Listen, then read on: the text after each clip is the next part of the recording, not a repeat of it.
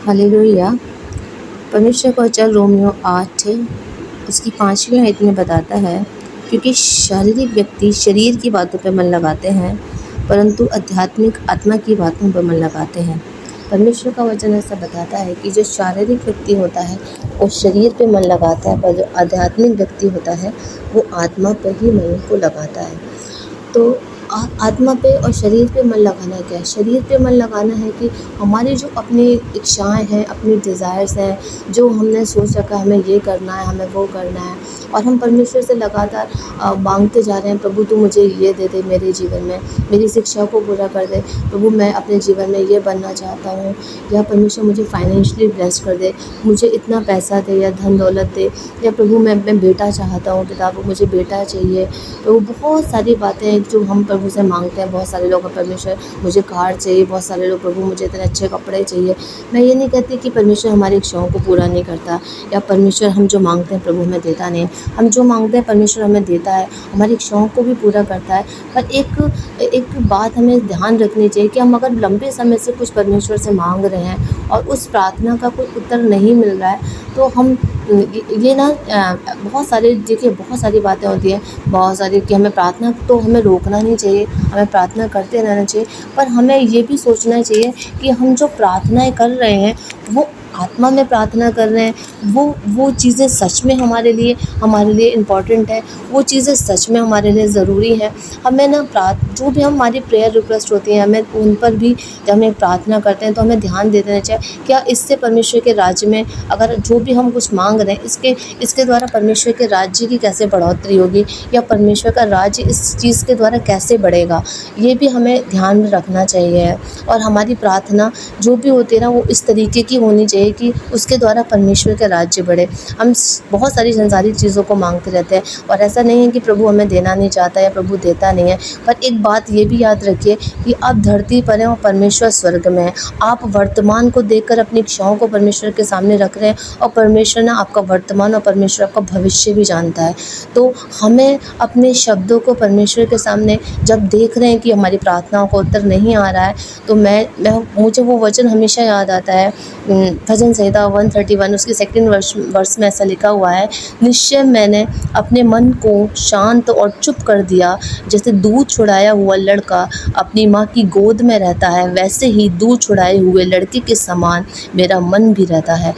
तो दाऊद कहता है कि मैंने ना अपने मन को शांत और चुप कर लिया है, अब मैं चुप हो गया हूँ। जैसे दूध छुड़ाया हुआ बच्चा जिसकी माँ उसका दूध छुड़ा रही होती है, वो अपनी माँ की गोद में चुप बैठा होता है, उससे आशा, वो उसको मतलब ललक तो होती है कि मुझे दूध पीने को मिल जाए, पर उसको पता है कि उसकी माँ नहीं पिला रही, वो चुपचाप से बैठा है। अगर माँ की मर्ज़ी होगी तो माँ दूध पिलाएगी, नहीं होगी तो फिर वो नहीं पिलाएगी, पर वो चुपचाप से अपनी माँ की गोद में बैठा है।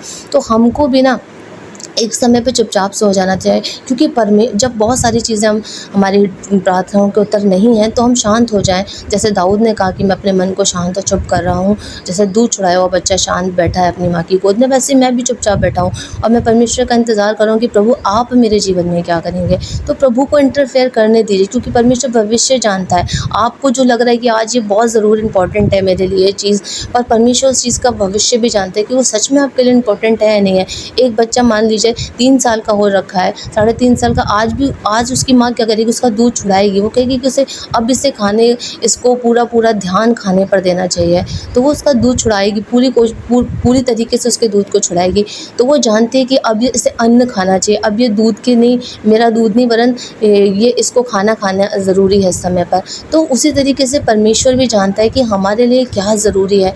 इसीलिए बहुत सारे समय पे हमें परमेश्वर के साथ बड़बड़ाना, कुड़कुड़ाना और अपनी इच्छाओं पे ज़िद्दी नहीं हो जाना है। ज़िद में मत आ जाओ, हठीले मत बन जाओ कि नहीं यही प्रभु, और फिर कभी हमारा स्वभाव ऐसा प्रभु के प्रति हो जाता है, तो परमेश्वर क्या करता है कि वो हमारी डिज़ायर्स को पूरी कर सकता है। वह परमेश्वर ने दाऊद से बोला, मैं तो तुझे और भी बहुत सारा कुछ देना चाहता था। परमेश्वर हमें बहुत आयत के साथ ब्लेस्ड करना चाहता है, पर हम अपने ज़िद में बैठे रहते हैं कि हम नहीं प्रभु इतना ही दे। प्रभु, मैं ये चाहती हूँ कि आज के दिन हम इस बात को ध्यान रखें, जैसे दाऊद ने कहा कि मैंने अपने मन को शांत कर लिया है, तो आप भी ना ऐसी बहुत सारी प्रेयर रिक्वेस्ट आपने अपने परमेश्वर के समक्ष रखी होंगी, और अगर उनका उत्तर अभी नहीं आ रहा है तो आप तो अपने मन को शांत कर लीजिए और परमेश्वर से कहिए कि प्रभु आप इसके मध्य में उतरें, और प्रभु जो बेहतर है मैं आपके डिसीज़न को मानने के लिए तैयार हूँ।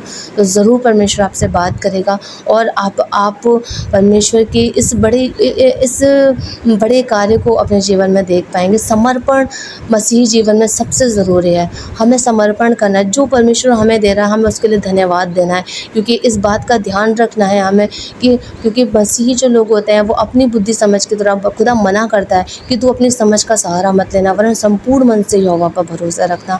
तो जो परमेश्वर चाहता है, हम जो जितने बाइबल को मानते हैं, बाइबल के वचनों को फॉलो करते हैं, जितना क्राइस्ट के वचनों को फॉलो करते हैं, जो विश्वासी हैं, परमेश्वर उनसे यही चाहता है कि आप मेरे वचनों को मानो, अपनी बुद्धि समझ ना लगाओ, क्योंकि हमें अपनी बुद्धि समझ के द्वारा चलने के लिए परमेश्वर नहीं कहता। वो कहता तू संपूर्ण मन से मुझ पे भरोसा रख, तू मुझसे प्रार्थना कर, तू मुझसे मांग, तुझे जो मांगना है, पर तू मुझे अपनी लाइफ में इंटरफेयर करने दे, मुझे बताने दे कि तेरी लाइफ के लिए क्या बेहतर है। कुछ बच्चे कहें नहीं मम्मा हमें तो पिज़्ज़ा ही खाना है, नहीं मम्मा हमें तो चॉकलेट ही खानी, सवेरे से चॉकलेट चाहिए हमको। तो क्या माँ नहीं देती है? क्योंकि उसे पता है उसके लिए क्या बेहतर है। वो चॉकलेट भी मिलती है उसको, पर वो पूरे दिन भर में जाके दोपहर में मिले या शाम को मिले या कभी भी मिले, पर वो मिलती है। पर अगर वो बच्चा सुबह उठते ही मांग रहा है तो माँ नहीं देगी कि नहीं अभी पहले ब्रेकफास्ट करो, ये करो, दूध पियो, उसके बाद मिलेगी। तो हर एक चीज़ का समय है, ज़िद नहीं। तो क्योंकि परमेश्वर बेहतर जानते हैं कि हमारे लिए क्या बेहतर है। तो लास्ट में मैं यही कहूँगी, परमेश्वर आज के वचन के द्वारा आपको ब्लेस करे।